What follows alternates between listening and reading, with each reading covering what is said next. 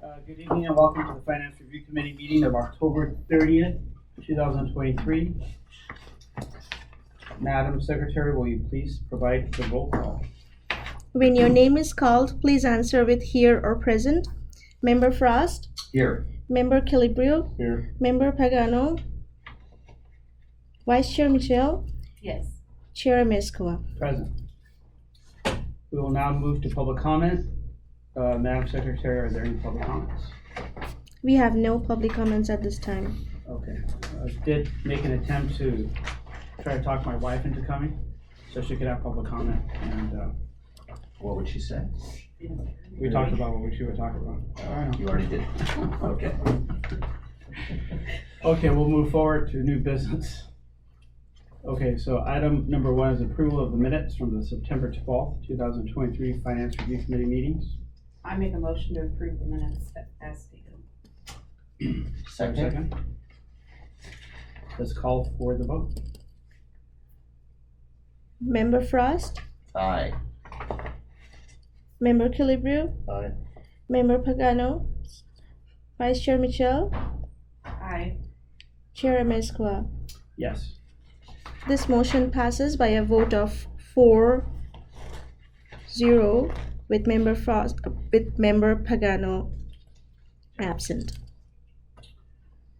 Okay, our second item is our quarterly financial report ending September 30th, 2023. And this is information provided with a forward to the city with a recommendation to receive and file. So we'll get a staff report. Yes, good afternoon. Typically quarter one does not have as much activity as the other quarters, but the first quarter ending on September 30th, 2023 has revenue and expenditure still tracking on budget. Some items to mention is that revenue is up $770,000 from the same period last year. There was a slight increase in TOT, intergovernmental cost reimbursements, and charges for services. Expenditures are also up $566,000 than the same period last year due to professional service costs related to the completion of major projects and various contracted services. That completes my staff report, and I'm happy to answer any questions that you may have. Any questions?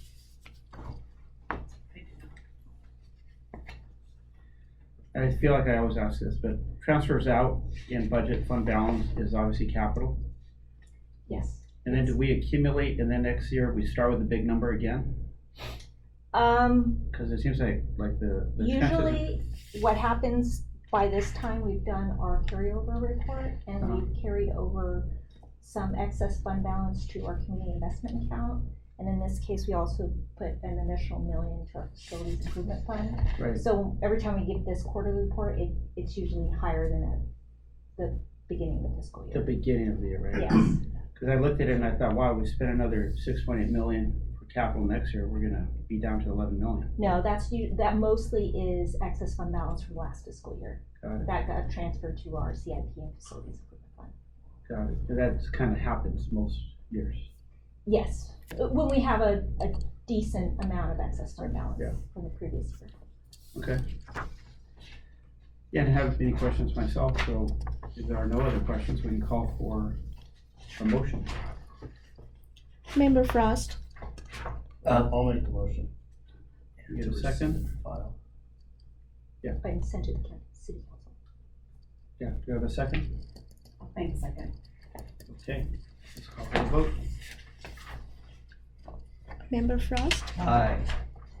Member Calibrio, Aye. Member Pagano, Vice Chair Michelle, Yes. Chair Mezcua. Yes. This motion passes by a vote of 4-0. Great. Item 3 is the annual review of the investment policy.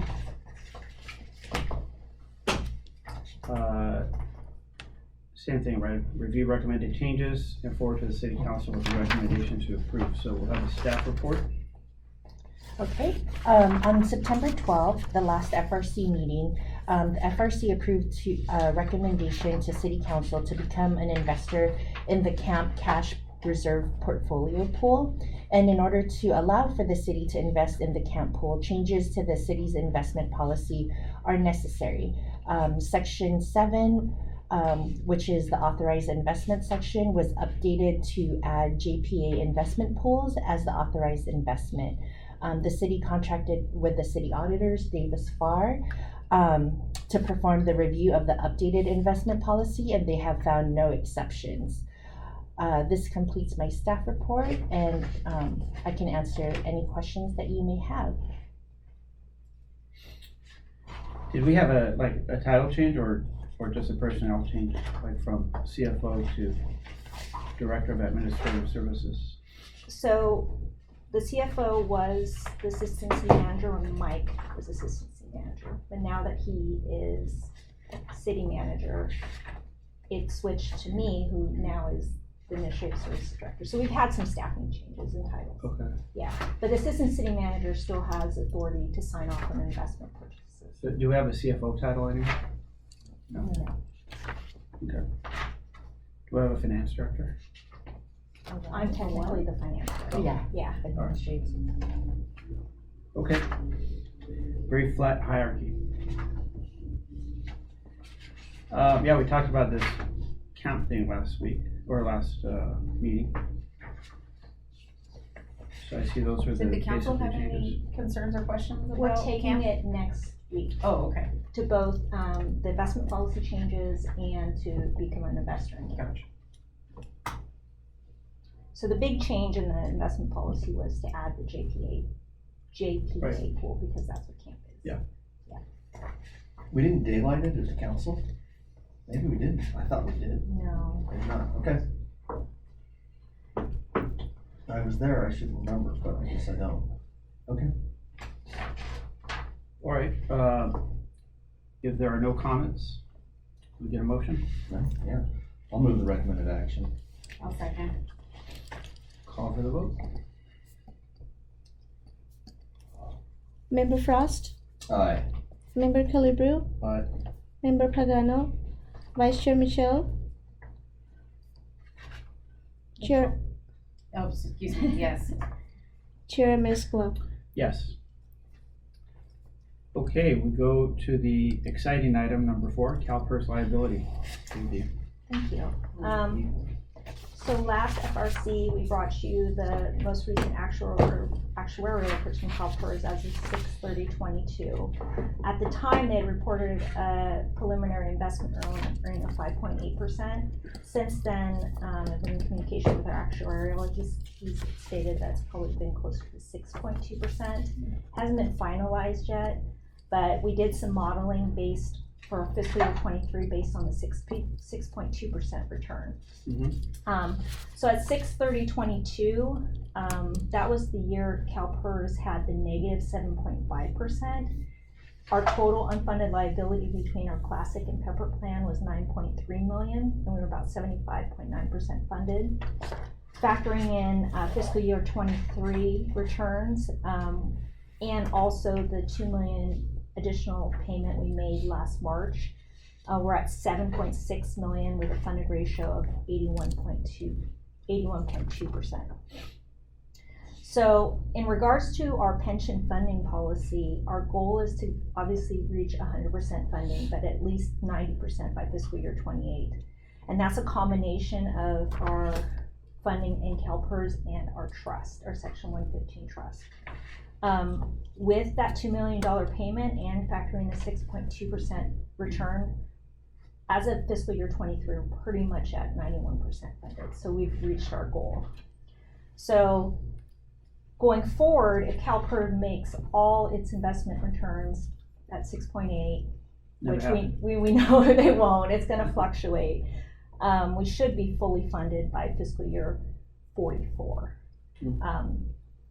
Yeah, 100% funded. And when you factor in the money we have in our trust, it's fiscal year 33. So council approved a $3.7 million set aside last month when we brought over our carryover report to maybe use some of it or all of it towards maybe reaching our 100% funded status. Because at the time we thought we were about 7.7 million unfunded, and then when you factor in the 4 million in the trust, that leaves about 3.7, but now we're about 3.6 million unfunded after you factor everything else in. So we went and did some modeling and figured how much interest savings we would receive from making a $3.7 million additional payment to CalPERS. And it would be about $3.1 million in interest savings. We owe the 3.7 over a 21 year period. We're making payments with about a 6.8% interest rate, which is the discount rate, which they charge us on any unfunded liabilities. And we saved, when we made the $2 million payment, that was kind of a large piece of it because we weren't going to be able to invest in anything that was going to give us the 6.8. So we saved, I think, a little over 2 million in interest savings when we did that. So it's obviously a good investment if we feel comfortable making $3.7 million to CalPERS. As Cheryl reported in her quarterly report, we're on track. TOT actually had a decent summer. At least it was about $200,000 over last summer, which is a good sign. So if that holds, making that 3.7 million payment to CalPERS seems to make the most economic sense. I wouldn't probably put it or recommend putting it into the trust at this point, because we're not going to earn the same earnings in the trust. Is that different from the 3.7 that's right here on this page 3, or 3.8 million here? The 3.8 is different from the 3.7 that you're talking about? Just trust balance up on the top? Oh, that's our section 115 trust. Yeah. Yeah, so This is incremental 3.7 million? Yes. Yeah, okay, yes, all right. yes. Oh, that's the section 115 trust. Yeah. The 3.7 is an extra Extra. money okay, we got have it. that we could put towards. Yeah. Either we can put it in the trust or we can just pay it directly to CalPERS and get the interest savings. And at this time, it's probably would make more sense to do the additional discretionary payment. So right now, staff, because that 6.2% that our actuary told us I asked him if that would be the number they use in their actuarial reports, and he couldn't confirm at this time because they're still finalizing numbers and also some other variables that they use when they put the actuarial reports together. Staff is recommending bringing this back in January when we have more data. Mhm. We'll also have more information on how our budget is doing, how our revenues are doing, how the economy overall is doing, before we commit to making any additional payments to CalPERS. Okay. So the plan would be, and this is what we did with the 2 million set aside. We brought it back to the FRC in January and then took it to City Council at mid-year in March. Yeah. I mean, my only other thought, I should start with my first thought and then I can take my other thought. So, my thoughts are that you should give the money to CalPERS because over the long run, they should have 6.8% rate of return, and they do historically. So why wouldn't you? The only reason you wouldn't is if you needed to preserve it somewhere for like a stabilization fund in case you had like a negative whatever, like a spike in pension payments, right? You could dip into the 115 trust, but you have enough there. Yes. So my only other thought is you don't have to give it to them all at once, Yeah, I right? was Because thinking that the too. risk that Yeah. you have is you give them the money and then the market corrects or something. So if you give it to them like in 2 payments or 3 payments, you dollar cost average, and you might not be as well off if the market just took off, but probably we're gonna see some fluctuation, so give it to them in 2 or 3 payments over the next, whatever, 6 months, a year. Yeah, and so on page 4, I put like different interest savings based on different ADPs over time, and you're correct. So like the 20-year average CalPERS is 6.9%, right? And so a lot of these bases that we would be paying off are around 20 years. Yeah. So we're probably not going to be able to make over the next 20 years going to be able to make consistently, north of 6.9% on anything. But on average you will. The city, Oh, not on your own, CalPERS. of course not. On our own, Of just course because the government code is just too Yeah, restrictive of to course, local yeah. agencies, for Yeah. good reason, for Yeah. security. Yeah. So even like, we're getting ready to buy a treasury note, and we're gonna do a 5-year treasury note, hopefully close to 5%. I think Yeah. today they closed at 4.8%. And that's really good Yeah. for us. So, even when we That's do excellent. camp, we're maybe 5.5%, but we know that's much shorter term. We know we're not gonna make that over 20 years in camp, so. Yeah. Considering that, I agree, at some point, I think making some sort of additional payments with the 3.7 makes sense. Put it into camp until you feel comfortable to put it in there. I agree. Yeah, I mean, so that's, if council approves it next month, yeah, we can get 5 months worth of investment earnings on it before we make the payment, maybe next March. When you run the 3.7, and you make that investment, what happens with the UAL payment? It does go down. Like, how much? Is for the next discussion, I have- I want to include in that discussion, whatever the UAL drops, maybe we want to keep making the same payment. The original payment, the That higher was the payment. original goal 7 years, Yeah. 7 years ago, when we started talking about a funding policy, is to get the UAL to a stable amount that's Mhm. more predictable and not, because we were writing it up in our Mhm. projections from, I think it was 200 and something thousand that first year, and, you know, by the time we hit 2033 or 4, it was, you know, 1.3 million. Yeah. It'd be nice to be able to peg it out at a consistent amount. Yeah, so for example, we made the 3.7 million additional payment fiscal year 26, our classic unfunded liability payment be just over 600,000 before the ADP. If we make the ADP, it goes in half, cuts in half.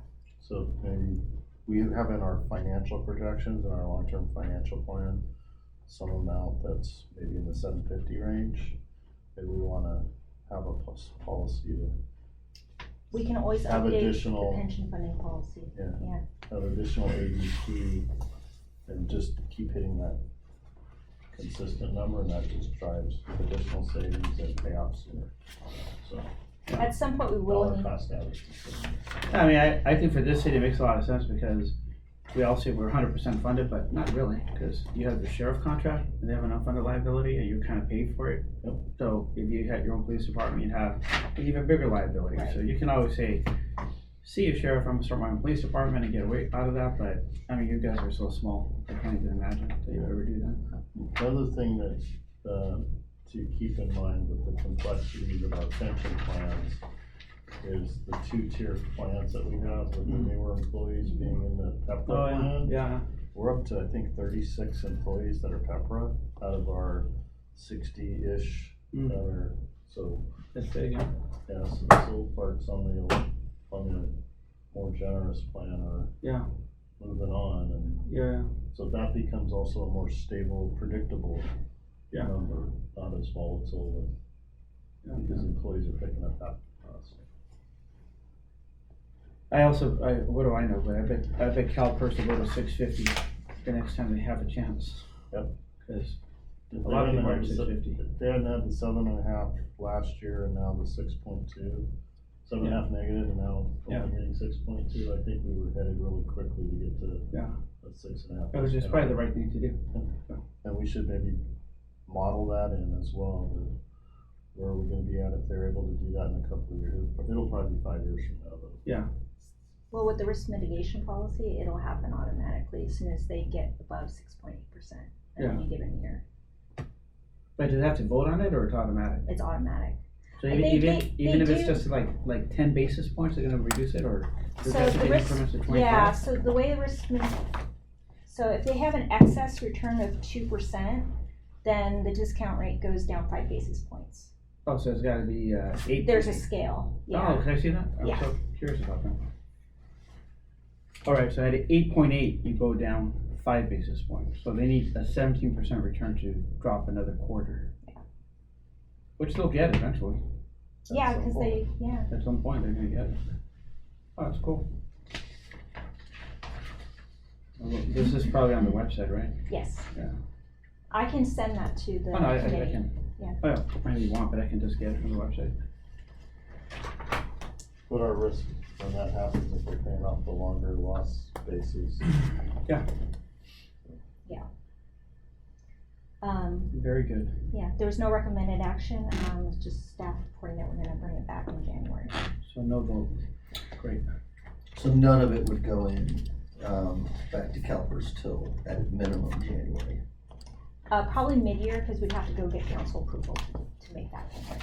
But that, since the next FRC is in January, we'll bring it back to this group to discuss, and I'll have, not better numbers, but more accurate, have numbers from the actuary based on what they really think they're gonna use in the actuarial reports. Makes sense. But at least we'll have it in camp. So I mean, Yes, it's not that much difference. no, we're talking in a few months. It really doesn't hurt us to wait a few more months. And all the modeling I did was based on us making the payment in March. Oh, Okay. Okay, so next item would be staff reports. Are there any staff reports? Yes, as I mentioned earlier, we'll be making a T-note purchase. We have the 5 laddered portfolio, the ladder portfolio of 5 treasury notes, and we have a treasury maturing tomorrow, 3.2 million. We're gonna wanna take advantage of the high treasury note rates right now, so we're actually gonna do a $5 million note Mhm. tomorrow. Hopefully we get close to 5% on that. Yeah. What could we do to help with that? We're gonna call first thing in the morning. How do we We're move the gonna- market? Let's see. Um, Well, the Fed speaks this week. There could be real market gyrations on Wednesday. Wednesday. They meet tomorrow and they talk on Wednesday. So that usually moves it too. What's your prediction? Yeah, there's like a 8% probability of no change. Yeah. And there's I think like a 30% probability they'll do one final 25 basis point rate hike December 15th. So I think it really depends what they say. But it'll be an exciting week. Last week we had our auditors out, Mhm. to do our final audit, and so far everything looks good, a clean audit, and I want to commend our county supervisor, Cheryl Mariano. She's been with the city since March and had to do the heavy legwork on our audit, and she did a great job. Wow. Appreciate all right. Where'd you come from again? I think I asked you this. City of Aliso Viejo, and then Aliso. before that, Laguna Niguel. Okay, cool. Lucky to have her here. Yes, very lucky. Are we treating you well? Yes, Awesome. I wouldn't be here. Yeah. And the last thing, also on the audit, we'll be circulating an RFP for a new auditor. This is our 6th and final year with Davis Bart, so we'll be doing an RFP for this current fiscal year. We'll have a new auditor. Got it. Yeah. And we'll be bringing a recommendation to the FRC in January on who we'd like to go with. And Very that's it. cool. Okay, Finance Review Committee member reports, are there any? Not here. And I already talked about what I was gonna talk about before you got here, but I'll tell you after. And with that, I think we could adjourn. Next meeting is January 30th, 2024. Wow. It's like next year.